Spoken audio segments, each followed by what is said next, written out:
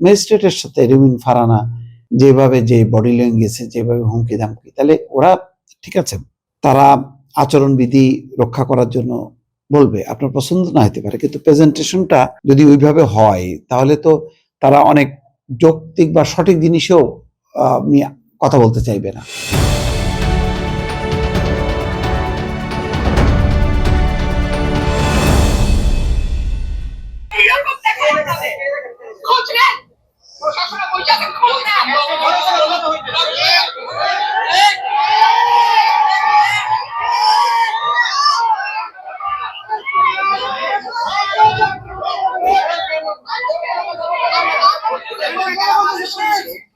ভবিষ্যতে শুনবো না।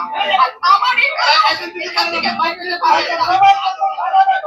যদি না হয় এখান থেকে বাইরে যেতে পারবেন না স্যার, মাথায় রাখেন। শেখ হাসিনার সময় আপনারা যাদের কথা এখন চলতেছে তারা কানে ধরে খাটের নিচে থাকতো স্যার। আমি পাহারা কোনো দম লাগে না আমার। না দর্শক, এটা আসলে এটা ভালো লাগলো না। আমি বারবার বলছি যে নির্বাচনটা খুব আদর্শিক হইতে হবে, নির্বাচনটা আদর্শিক হইতে হবে।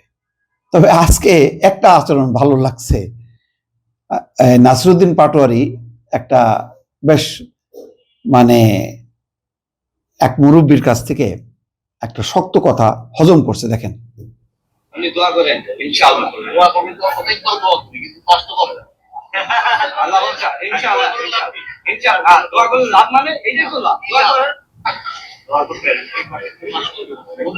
কেন আপনি দোয়া করেন ইনশাআল্লাহ, দোয়া করবেন তো অনেক করব, কিন্তু কষ্ট করবেন আল্লাহ বলছে ইনশাআল্লাহ। যাক, এটা ভালো হয়েছে যে দোয়া তো করে দেবো কিন্তু পাস তো করবে না। নাসিরুদ্দিন পাটোয়ারির বেশ যে কটা ক্লিপ আমি দেখছি সবগুলি খুব অ্যাগ্রেসিভ ছিল এবং মির্জা আব্বাসের প্রতি ইঙ্গিত করে চাঁদাবাজ এটা সেটা বলা টলা, এগুলি ঠিক না। মানে একটা বয়সের এত ব্যবধান আছে, রাজনীতিরও একটা নতুন সংস্কৃতি আমরা গড়ে তুলতে চাই, সেখানে এটা মানানসই না। যাক, এটা নিয়ে আমি কথা বলছি। তো যাক, এখানে নাসিরুদ্দিন পাটোয়ারি ভালোভাবে হ্যান্ডেল করছে, কিন্তু ম্যাজিস্ট্রেটের সাথে রুমিন ফারহানা যেভাবে যে বডি ল্যাঙ্গুয়েজে যেভাবে হুমকি ধামকি, তাহলে ওরা ঠিক আছে, তারা আচরণবিধি রক্ষা করার জন্য বলবে, আপনার পছন্দ না হতে পারে, কিন্তু প্রেজেন্টেশনটা যদি ওইভাবে হয় তাহলে তো তারা অনেক যৌক্তিক বা সঠিক জিনিসও নিয়ে কথা বলতে চাইবে না। তাহলে আচরণবিধি তো লঙ্ঘন হয়ে যাবে, কারণ প্রার্থী এবং তার সমর্থকদের একটা প্রবণতাই থাকবে যে আচরণবিধি লঙ্ঘন করা। সেখানে বাধার প্রাচীর দাঁড়াবে নির্বাচন কমিশনের পক্ষ থেকে এখন দায়িত্বরত ম্যাজিস্ট্রেটরা, তারা যে বলবে যে এটা ঠিক না, ওটা ঠিক না, আপনার পছন্দ হোক বা না হোক, কিন্তু এইভাবে যদি সবাইকে নিয়ে প্রতিরোধ করতে যান তাহলে তো ভয় পেয়ে যাবে। এমনি তো প্রশাসন, আমি বারবার বলি, পুলিশ প্রশাসন তো দুর্বল, নাজুক অবস্থার মধ্যে আছে। তো এইভাবে যদি মানে অ্যাগ্রেসিভলি যদি মানে আচরণ করা হয় তাহলে নির্বাচন কমিশনের যে দায়িত্বপ্রাপ্ত এই ম্যাজিস্ট্রেটরা তারা কিভাবে দায়িত্ব পালন করবে? এটা তো সহযোগিতা লাগবে, এটা তো একপাক্ষিক ব্যাপার না।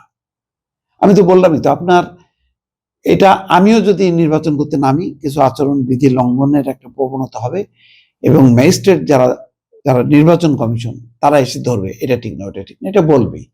কিন্তু তার উত্তরটা যদি আমি খুব সুন্দরভাবে হ্যান্ডেল না করতে পারি তাহলে তো একটা মানে উত্তেজনা তৈরি হবে, এক ধরনের অ্যাগ্রেসিভ মনোভাবের ফলে যেটা হবে, সে তো দায়িত্বই পালন করতে পারবে না, তাহলে তো ভেঙে পড়বে, বিভিন্ন জায়গায় জায়গায় এই সমস্তগুলি তো ভেঙে পড়বে।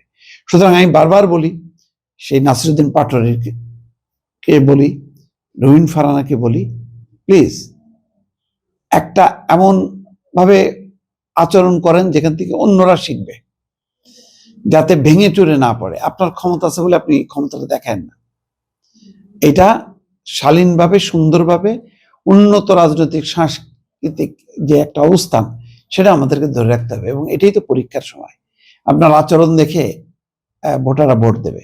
ভোটাররা কিন্তু বাধ্য না, ভোটাররা আর শক্তিকে ভয় পায় না, এটাও মনে রাখা দরকার।